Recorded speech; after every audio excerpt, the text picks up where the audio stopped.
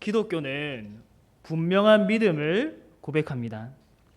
흐릿하게 신적인 것을 믿지 않습니다.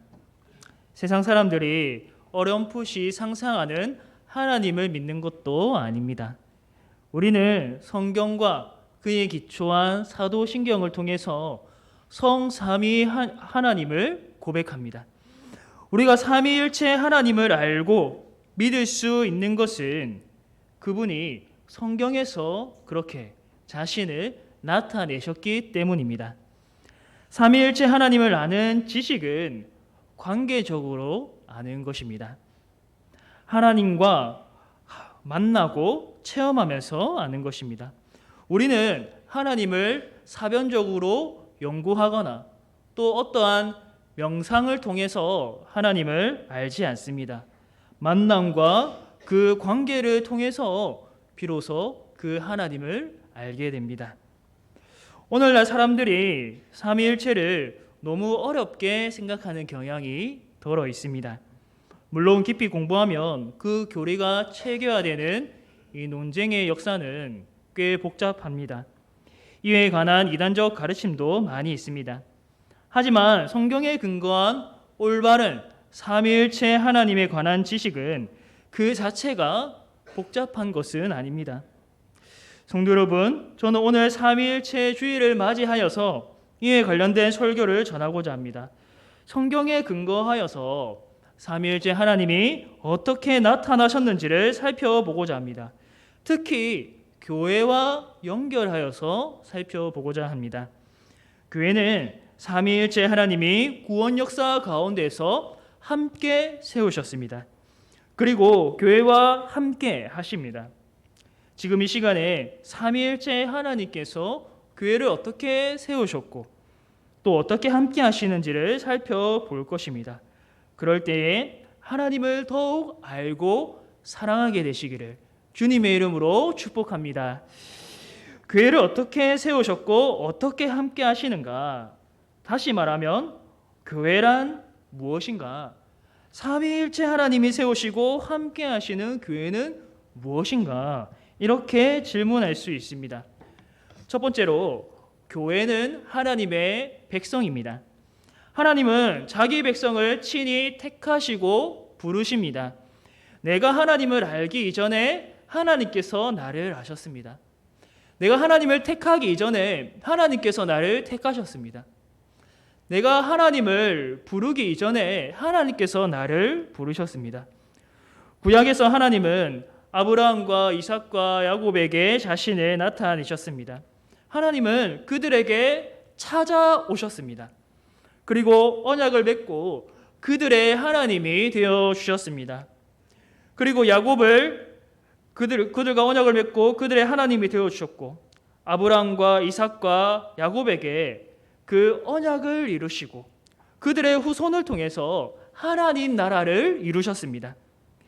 이스라엘 자손이 바로의 압제에서 심히 고통받을 때에 하나님께서 모세에게 말씀하셨습니다. 출애굽기 3장 6절에서 10절입니다. 또 이르시되 나는 내 조상의 하나님이니 아브라함의 하나님, 이삭의 하나님, 야곱의 하나님이니라. 모세가 하나님 배웠기를 두려워하여 얼굴을 가리매 여호와께서 이르시되 내가 애굽에 있는 내 백성의 고통을 분명히 보고 그들이 그들의 감독자로 말미암아 부르짖음을 듣고 그 근심을 알고 내가 내려가서 그들을 애굽인의 손에서 건져내고 그들을 그 땅에서 인도하여 아름답고 광대한 땅, 젖과 꿀이 흐르는 땅, 곧 가나안 족속, 헷 족속, 아모리 족속, 브리스 족속, 히위 족속, 여부스 족속의 지방에 데려가려 하노라. 이제 가라. 이스라엘 자손의 부르짖음이 내게 달하고 애굽 사람이 그들을 괴롭히는 학대도 내가 보았으니 이제 내가 너를 바로에게 보내어 너에게 내 백성 이스라엘 자손을 애굽에서 인도하여 내게 하리라. 아멘. 하나님은 자신을 아브라함과 이삭과 야곱의 하나님이라고 소개하십니다. 하나님은 이 족장들에게 찾아오셨고 이들과 언약을 맺으셨습니다. 그들의 하나님이 되어주셨고 그들을 통해 하나님 나라를 이루어 가십니다. 이후에는 그 언약을 이 이스라엘 백성에게 이루십니다. 읽은 말씀에서 하나님이 모세에게 자신이 이스라엘의 고통을 분명히 보고 또 부르짖음을 듣고 그 근심을 안다고 하십니다.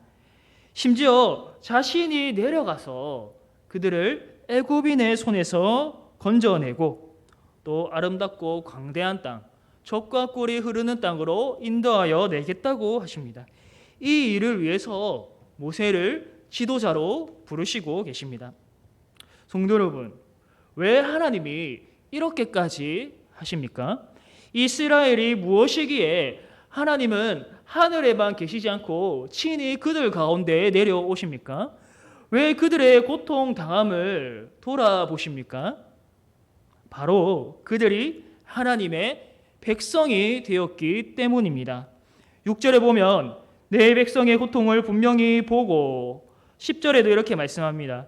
이제 내가 너를 바로에게 보내어 너에게 내 백성 이스라엘 자손을 애굽에서 인도하여 내게 하리라. 하나님은 거듭해서 이스라엘 자손을 내 백성이라고 말씀하십니다. 그들이 하나님께 무엇을 해드린 것이 있습니까? 아무것도 없습니다. 그들이 하나님의 백성이 될 자격이 있어 보이십니까? 차라리 애굽이 훨씬 더 뛰어나 보이지 않습니까? 세상에서 보았을 때 애굽이 더 낫지 않습니까? 그런데 하나님은 왜 이스라엘을 자신의 백성, 내 백성이라고 하십니까? 그 백성됨의 근거는 이스라엘에게 있지 않고 하나님에게 있습니다. 이스라엘에게서 백성됨의 근거를 찾을 수 없는 이유는 그 근거가 하나님에게 있기 때문입니다. 신명기 7장 6절에서 8절에 이렇게 말씀합니다. 너는 여호와 내 하나님의 성민이라. 내 하나님 여호와께서 지상 만민 중에서 너를 자기 기업의 백성으로 택하셨나니 여호와께서 너희를 기뻐하시고 너희를 택하심은 너희가 다른 민족보다 수요가 많기 때문이 아니니라. 너희는 오히려 모든 민족 중에 가장 적으니라. 여호와께서 다만 너희를 사랑하심으로 말미암아 또는 너희의 조상들에게 하신 맹세를 지키려 하심으로 말미암아 자기의 권능의 손으로 너희를 인도하여 내시되 너희를 그 종되었던 집에서 애굽 왕 바로의 손에서 속량하셨나니. 아멘. 하나님이 이스라엘을 택하심은 그들에게 이유가 있지 않습니다. 수가 많아서도 아닙니다. 오히려 모든 민족 중에 적다고 합니다. 그들이 여호와 내 하나님의 성민으로 불리어지는 이유는 8절에 있습니다. 여호와께서 다만 너희를 사랑하심으로 말미암아. 여호와께서 다만 너희를 사랑하심으로 말미암아. 하나님이 사랑하시기 때문에 백성으로 택하셨습니다. 다른 이유보다 가장 우선되는 것은 바로 하나님의 사랑입니다. 요한일서 4장 10절에 이렇게 말씀합니다. 사랑은 여기 있으니 우리가 하나님을 사랑한 것이 아니요 하나님이 우리를 사랑하사 우리 죄를 속하기 위하여 화목제물로 그 아들을 보내셨음이라. 아멘. 사랑하는 성도 여러분, 하나님께서는 자신의 백성인 교회를 사랑하십니다. 이 사실을 믿으시기를 바랍니다. 내가 의로워서, 내가 다른 사람보다 뛰어나서 어떤 특출난 무언가가 있어서 하나님이 사랑하시는 것이 아닙니다. 하나님이 사랑이시기 때문에, 그가 사랑 그 자체이기 때문에 우리를 사랑하여 주십니다. 나의 어떤 것을 보지 아니하고 하나님 당신이 사랑이셔서 우리를 그저 사랑해 주십니다. 성도 여러분, 이것만 기억하십시오. 하나님이 자신의 백성을 사랑하셔서 택하셨습니다. 하나님은 여러분을 사랑하십니다. 교회는 사랑으로 택함받은 백성들의 모임입니다. 그러니 성도 여러분, 우리를 자신의 백성으로 삼으신 하나님의 사랑을 고백하시기를 바랍니다. 이것이 바로 성부 하나님의 사랑입니다. 교회는 성부 하나님의 사랑으로 시작되었습니다. 두 번째로, 교회는 그리스도의 몸입니다. 성도는 예수님을 믿음으로 인해서 영적으로 그분과 연합하게 됩니다. 하나가 됩니다. 에베소서 1장 22절에서 23절에는 이렇게 말씀합니다. 또 만물을 그의 발 아래에 복종하게 하시고 그를 만물 위에 교회의 머리로 삼으셨느니라. 교회는 그의 몸이니 만물 안에서 만물을 충만하게 하시는 이의 충만함이니라. 아멘. 교회는 오직 예수님만 머리가 되십니다. 예수님만이 교회의 머리이십니다. 예수님이 피로 값주고 사신 교회는 그의 몸입니다. 이것이 무슨 의미일까요? 교회는 하나님의 기관이요 그리스도가 머리가 되시는 기관입니다. 그렇기에 우리는 어떤 사람의 이름으로 모이는 것이 아니라 예수님의 이름으로 모입니다. 교회의 회원이 되는 것은 예수 그리스도를 향한 믿음의 고백이 있어야 합니다. 돈이 아무리 많아도 1조가 있어도 10조가 있어도 100조가 있어도 교회의 회원이 절대 될 수 없습니다. 대통령이라 하더라도 교회의 회원이 될 자격이 주어지지 않습니다. 하나님은 외모를 보지 않으시고 무엇을 보십니까? 중심을 보십니다. 그리스도를 향한 믿음을 보시고 그를 교회의 회원으로 교회의 지체로 받아들이십니다. 믿음이 있다고 거짓으로 고백하여서 세례를 받는 경우도 있을 수 있습니다.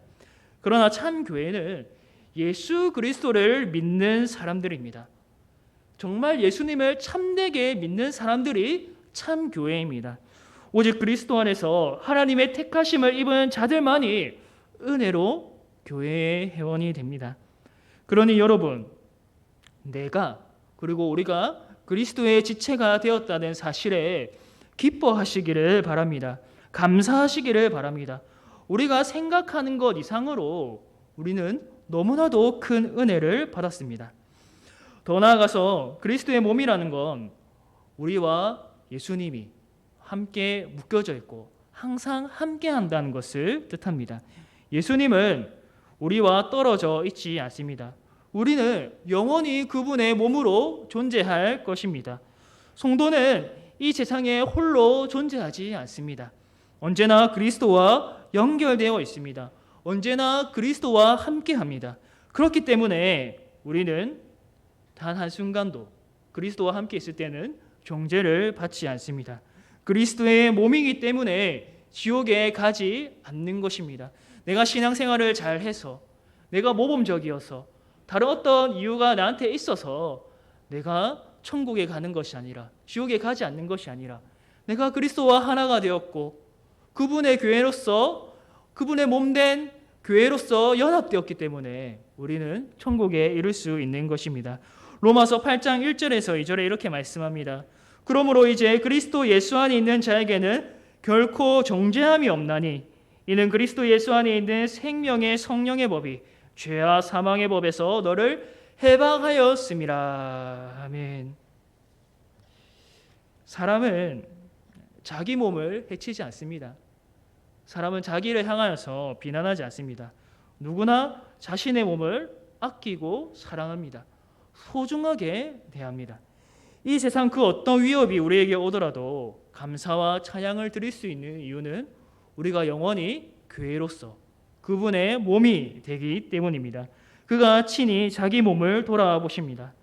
따라서 여러분, 홀로 이 땅에 내가 존재한다고 생각하지 마시길 바랍니다. 교회는 머리 대신 예수님과 항상 연결되어 있습니다. 예수님과 하나입니다. 예수님 안에서 우리는 그의 몸된 지체로서 서로 연결되었고 함께 자라갑니다. 우리를 그러한 공동체로 불러주셨습니다. 더불어서 예수 그리스도의 아버지는 곧 우리의 아버지가 되십니다. 예수님께서 제자들에게 기도를 가르치실 때 첫 문장이 어떻게 됩니까? 하늘에 계신 우리 아버지여. 우리는 그리스도 안에서 하나님을 아버지라고 부르게 됩니다. 또 다르게 말하면 그리스도의 몸된 지체로서 하나님을 아버지라고 부르는 것입니다.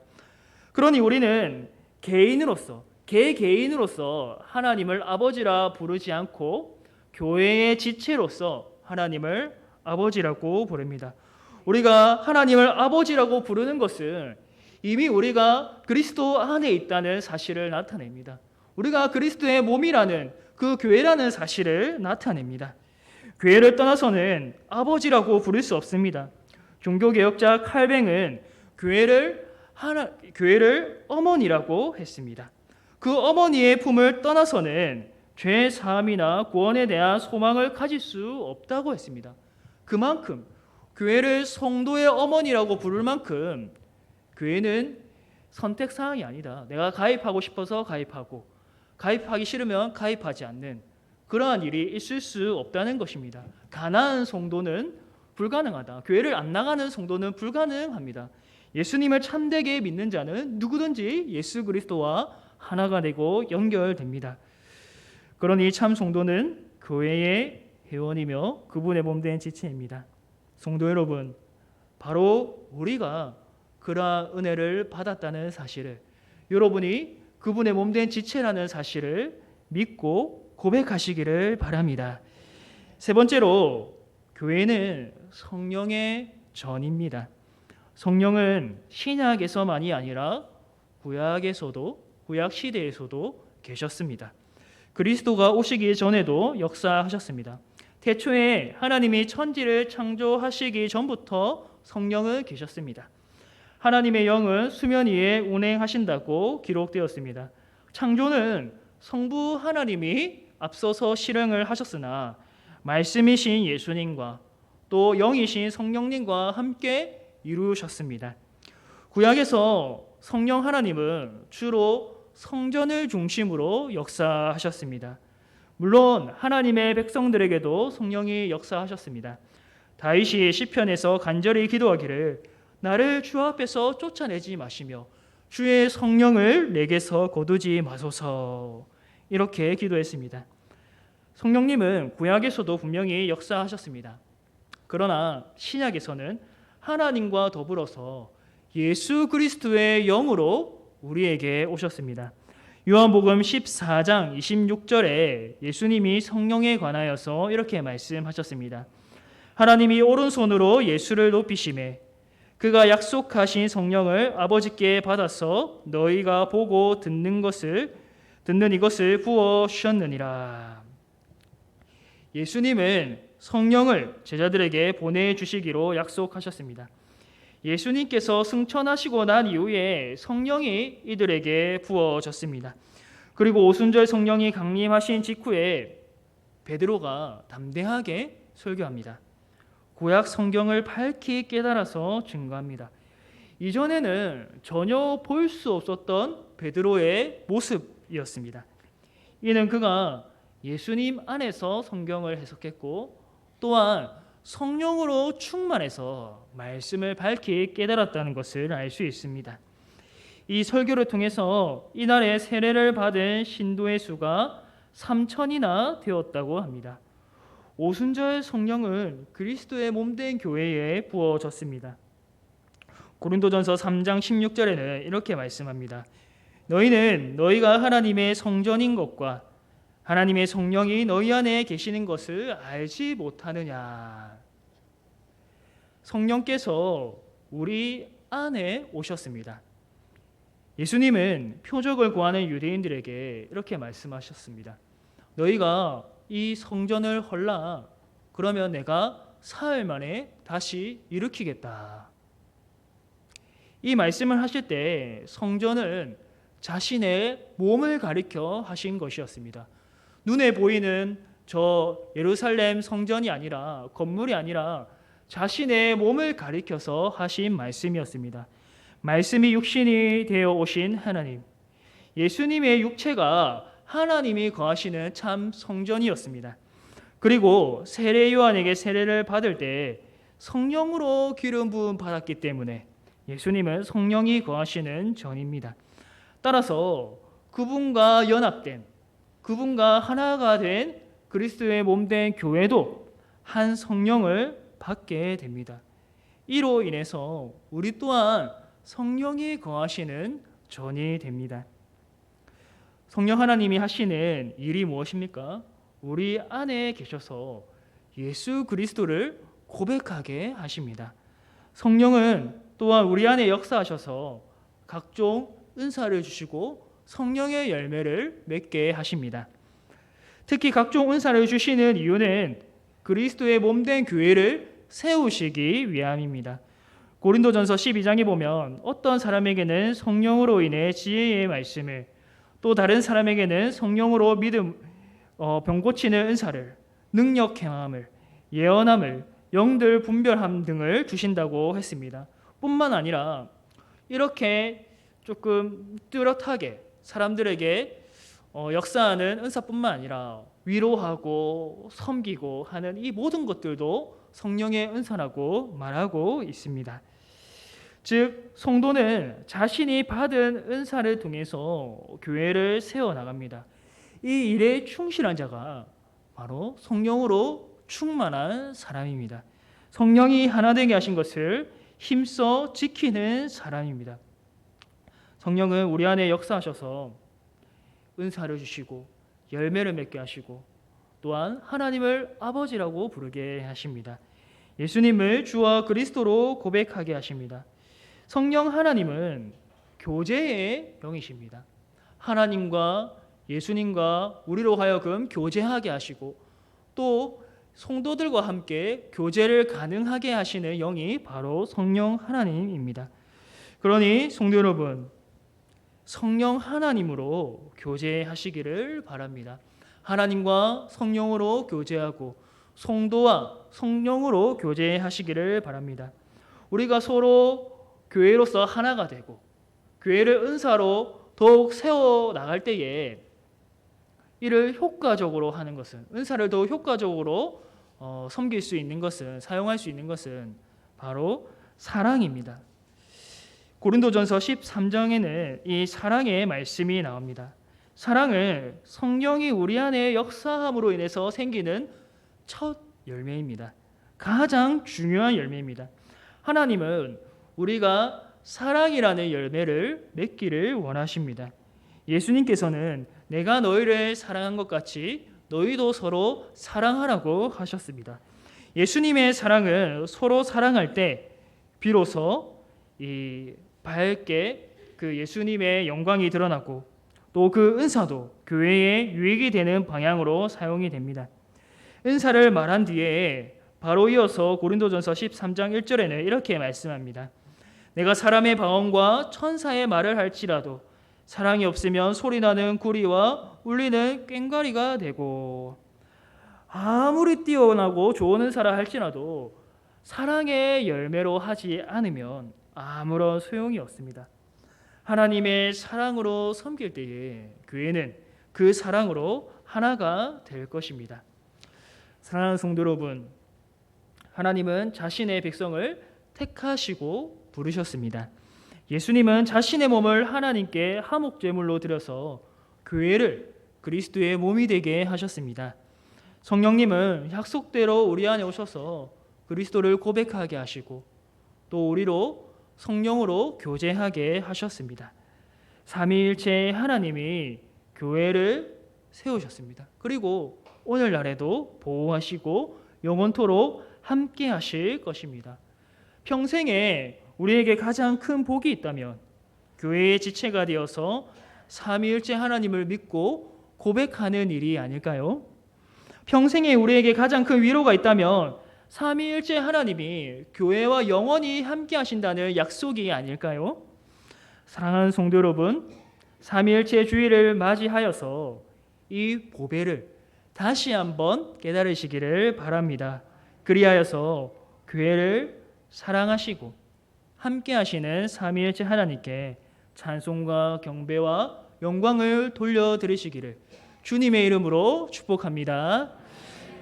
사랑의 하나님 아버지, 우리가 감히 하나님께 나아갈 자격이 없고 하나님의 자녀가 될 권세가 없지만 하나님의 그 신실한 사랑으로 우리를 택하여 주시고 불러주시고 그리스도의 몸된 지체가 되게 하시고 우리 안에 성령을 보내주셔서 이를 믿고 고백하게 하여 주시니 감사합니다.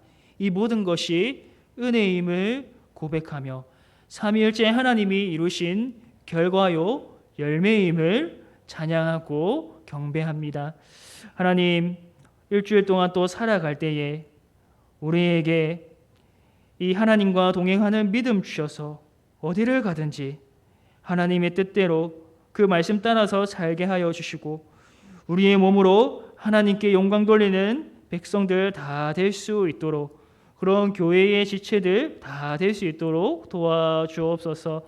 특히 우리가 교회의 지체가 되었는데 하나님께서 우리에게 부어주신 그 성령으로 인하여서 서로 사랑하고 서로의 은사로 섬기며 또 자신의 소유를 잘 나눌 줄 아는 그런 복된 공동체 될 수 있도록 하나님 성령으로 충만하게 역사하여 주옵소서. 이 모든 것 예수님의 이름으로 기도드립니다. 아멘.